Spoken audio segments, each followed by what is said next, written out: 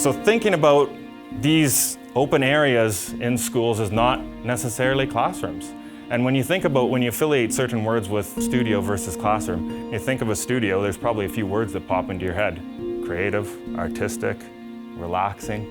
Those are all good for learning. I'm Nicole Lentz, and I'm the department head for grade 7 and 8, and a grade 7 homeroom teacher. My name is Dallas Novelli, and I teach grade 8 and grade 12 English. While my current classroom is set up very traditionally. There's no color to it. It looks very sterile. When everybody has the same desk and they have to sit in the same way, that would impede some kids from feeling comfortable in their learning environment. We have a lot of desks that are usually in a bunch. It's not comfortable. You don't feel the energy that a classroom needs. Oh, they're boring. Just white walls and all that. You just have to sit in the same spot. You're always pretty much stuck where you are. There's no flexibility, and it's harder for some students because of their learning style. The idea was to bring home back into the homeroom. The board got behind that in a big way.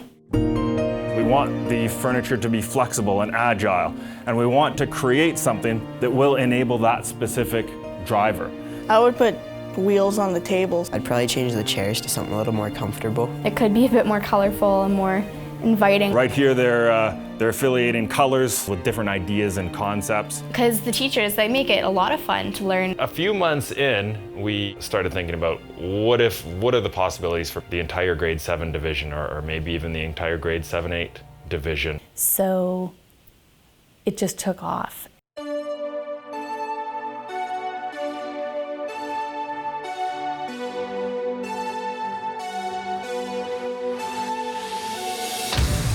So one classroom versus 9, we're talking about 25 kids versus almost 200 now. We've laughed a few times about this being the little idea that could. All of a sudden, we had David Jakes involved. My name is David Jakes. I'm supporting efforts here in Kenora Catholic in terms of spatial redesign of the 7th and 8th grade classrooms. It really is an attempt to reshape the capacities of those specific classrooms. School is typically very institutional. My role is helping them reshape their thinking about that and pivot and transition that thinking into new ways about using space intelligently to support a new condition for learning. I always tell my kids that we're one big family in our classroom. These new classrooms are just going to allow us to grow even closer as a family. We know that the classrooms of 1980, 1990 don't resonate with the kind of skills and behaviors we want kids to learn and develop. We've got to try out all the seating, we've got to try out the work surfaces. The kids have just loved being the guinea pigs for the whole project. What I think is impactful is taking the time, care, and effort and not rush into things, not simply replace 24 desks and chairs with 24 desks and chairs. What are the best tools for learning? All the time thinking, if I were a student in that class, would I like that? A place where students will enjoy their learning, because learning should be fun. It's very important we get a space that's capable of assuming a lot of different kinds of roles and identities to help teachers give them a more comprehensive palette to create lessons for kids.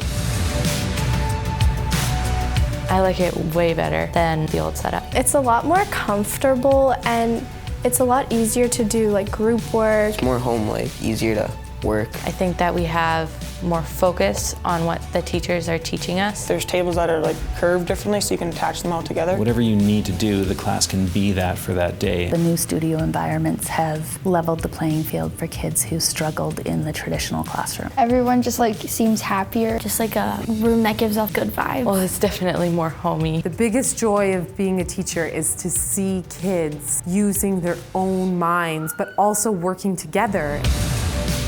They want to be in here, and they own this space. There's accountability without the teacher having to point it out. We don't really have assigned seating either. It's just sit wherever you feel comfortable. It makes it seem like it's their class and not my class. We feel excited to learn. It's a more flexible and comfortable environment for everybody. And the kids are also reaching their own personal, spiritual, emotional, and academic goals. It's been wonderful to work with a group of really dedicated, committed people that want to see a new condition for learning emerge. That was a big thing that I'll remember, is how much I got to learn throughout the process.